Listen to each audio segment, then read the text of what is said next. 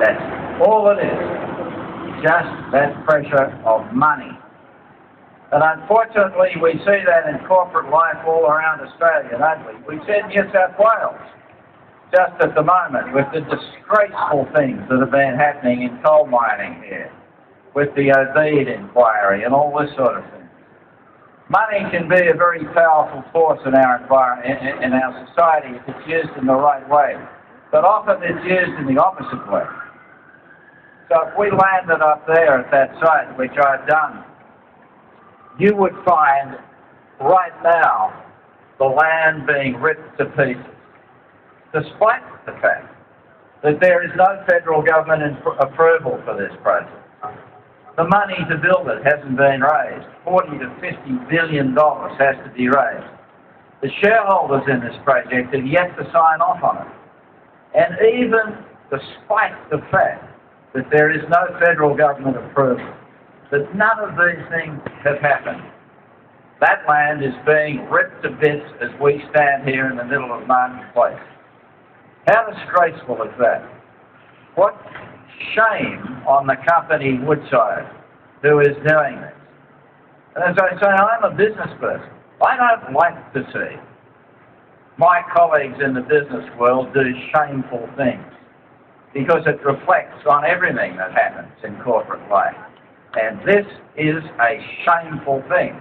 And the chairman of that company, Michael Chaney, one of the best-known business people in Australia, also the chairman of the National Australia Bank, ought to be thoroughly ashamed of what is happening in the Kimberley right now. Ooh. Now, Yeah. can this thing be stopped? Because a lot of people say, well, the pressure is so great, it's got the support of the Premier of Western Australia, Colin Barnett. There's an election going on in Western Australia at the moment, and his popularity has gone up, not down. So, very difficult. The Federal Minister, Tony Burke, who has the power to stop it, hasn't made any real comment on it at all, and who knows if he ever will. But the answer is, just for a minute, forget the politicians. You know, when we stopped the Gunns pulp mill in Tasmania, that pulp mill had every single government approval it could ever get. All the state approvals, all the federal approvals.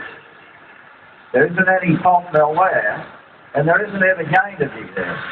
And if you look at what happened in Tasmania, the Premier lost his job, the company has disappeared, the shareholders have lost all their money, and there ain't any pulp mill there. And it wasn't the politicians that stopped it. It was people like you who've taken the time today to come and look and listen and find out a little bit about this. We stopped it. People action, not politicians. Nothing of that kind. Just the pressure and the courage of individuals.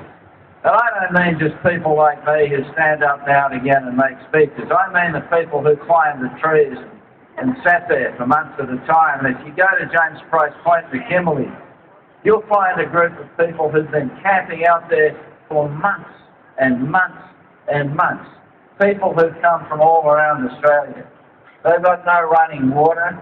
They get tracked every day by private security people. When my wife and I, who's standing over there, went up there, everywhere we drove on a public road in Australia, we were followed by private security people employed by Woodside. Imagine if that happened in Sydney.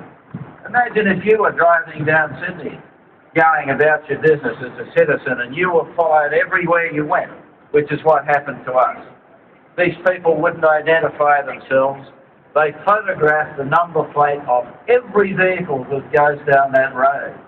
They take pictures of every person driving who goes down that road, on a public road, in Australia. This is the sort of thing that's happening in the Kimberley. So I don't want you to think that this is just another one of these, green tree huggers who's speaking to you today who just objects to anything. I try not to do that. I try only to speak about the really big issues.